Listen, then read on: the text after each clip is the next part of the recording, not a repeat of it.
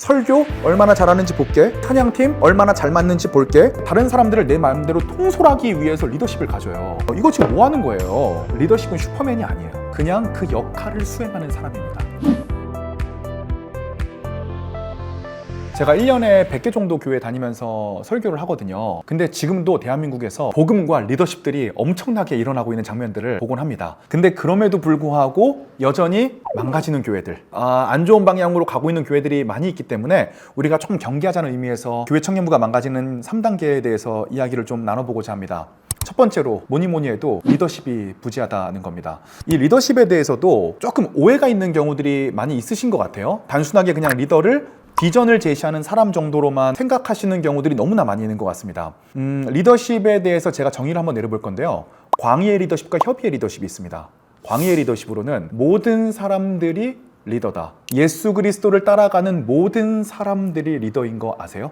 저희 교회 찬양팀 얘기를 한번 드리려고 하는데, 저희 교회 찬양팀에 이제 뮤지컬 배우분이 한 분 계세요. 사실 제 초등학교 동창인데 얼마나 겸손한지 이 친구가 찬양팀 싱어를 서요. 제가 최고 리더로서 저희 찬양팀에 대한 계획이 있을 거 아닙니까? 그래서 하반기 때는 싱어와 악기팀이 빌드업, 그러니까 곡에 따라서 이제 빌드업을 좀 했으면 좋겠다라고 생각을 하고 리더들과 이제 그런 회의를 했습니다. 근데 그때쯤에 뮤지컬 배우 제 친구가 한 번도 전 얘기한 적이 없는데 교회의 방향성에 따라서 이 부분이 필요하다고 생각을 했던 것 같아요. 그래서 저에게 바로 얘기해도 되는데 친구니까요. 그렇게 하는 게 아니라 찬양팀 팀장에게 얘기를 한 거예요.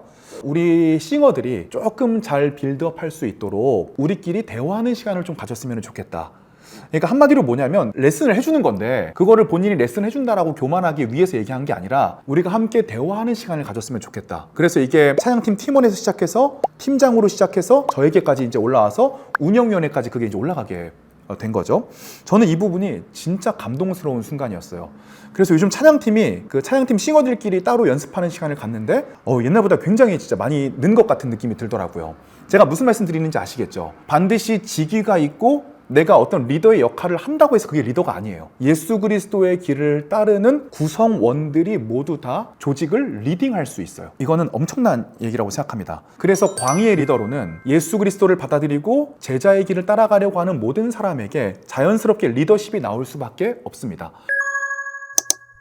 여기에서부터 이제 협의의 리더십으로 나아가게 되는데, 협의의 리더십은 사람들이 예수 그리스도를 따라갈 수 있게 임파워하여서 권한을 위임하고 어떤 그 예수 그리스도의 제자가 되려고 하는 목적으로 사람들을 이끄는 직분을 가진 사람이 이제 협의의 리더가 되겠습니다. 제가 조금 어려운 교회들을 보니까 몇 가지 특징들이 있어요. 첫 번째로 협의의 리더십이 부족합니다. 일단 청년부 담당 목사님이 너무 자주 바뀌거나 자기 의나 자기 생각이 너무 가득하신 분이 와서 청년부 분들이 학을 떼게 된 거예요.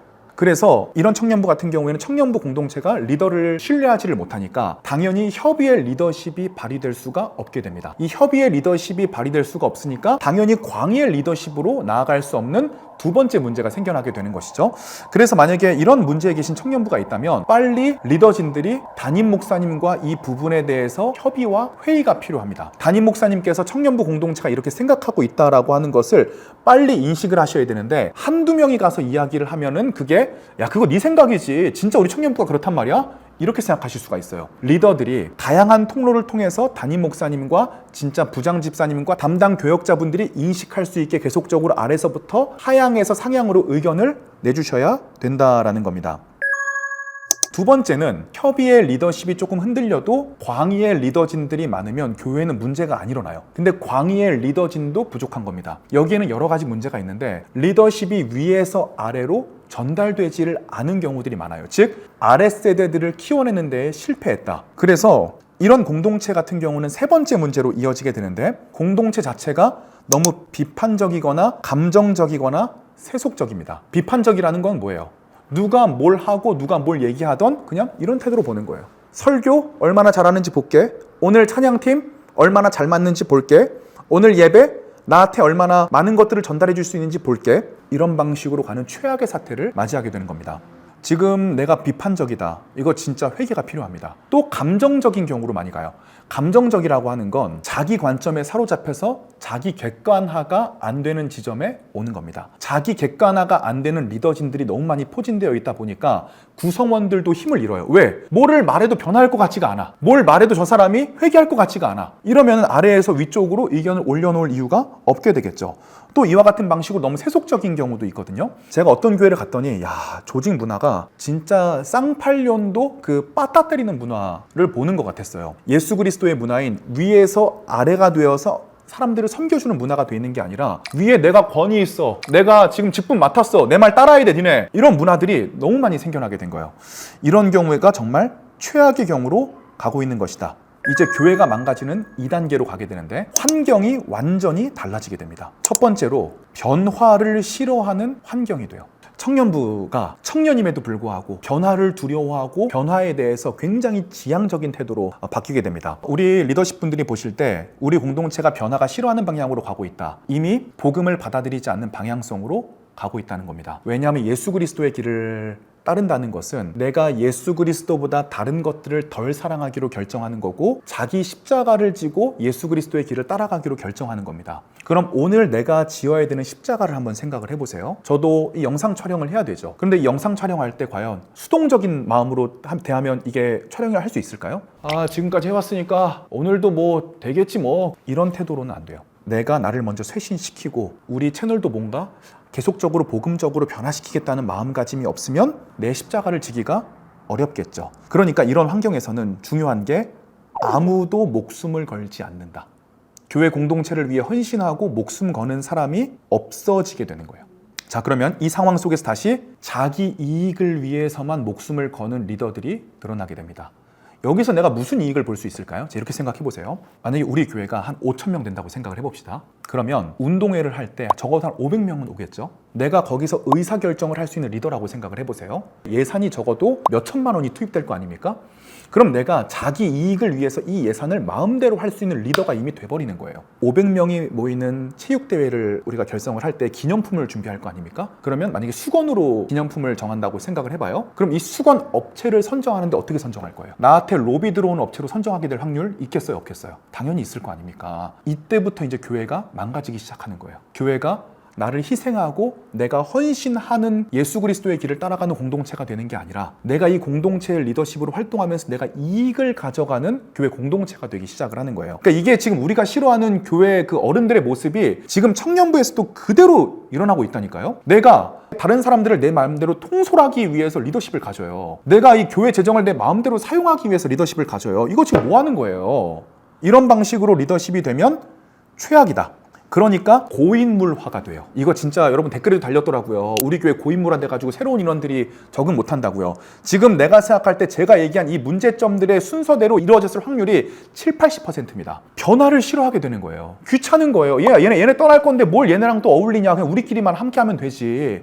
이러한 분위기가 우리도 모르는 사이에 자연스럽게 이렇게 이루어진 거예요. 자, 그러면 고린도전서 1, 2, 3장에는 이 파당 문제가 등장하거든요. 교회를 개척한 바울파, 베드로파, 아볼로파, 예수님파, 파당의 특징 제가 말씀드릴게요. 우리가 친한 사람들끼리 모였는데 친한 사람들끼리 모이는 건 파당이 아니에요. 그건 당연한 거예요. 우리 말고 다른 사람이 우리 모임에 꼈는데 이 사람이 소외감을 느끼고 우리도 뭔가 불편하다, 끼는 게 싫다, 이게 파당입니다. 자, 그리고 이제 마지막 환경인데 교회가 청년부를 중요하게 생각하지 않게 돼요.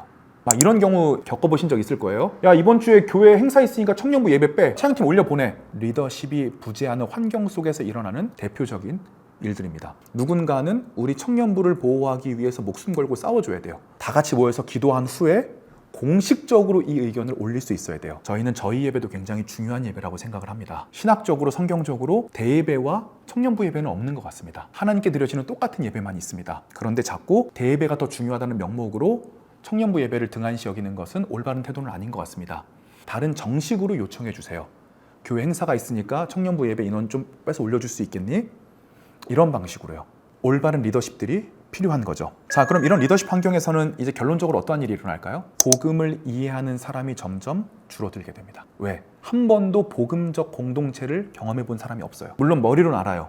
믿음으로 내가 구원받는다는 거 다 압니다. 하지만 정말 믿음으로 구원받는다는 게 어떠한 것인지를 경험해 본 공동체가 점점 줄어들어요. 그러니 당연히 그 안에 있는 사람들도 성경적이지 않은 리더십으로 성장해 나아가는 것입니다. 복음을 이해하고 있는 공동체는 이런 거예요. 죄가 무엇인지 알고 칭의가 무엇인지 깨닫고 성화의 길을 걸어가는 공동체. 거기서 막 싸우기도 하고 막 서로 티격태격하기도 하되 복음 위에 서서 함께 가는 그 리더십을 경험해보는 공동체인 거죠. 결론을 맺으려고 합니다.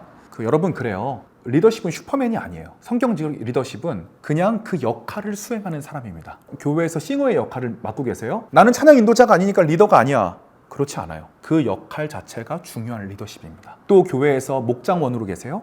나는 목장원이니까 리더십이 아니야. 아니에요. 목장원도 중요한 리더십입니다. 그 안에서부터 리더십이 발휘되기 시작하는 일이 굉장히 중요해요.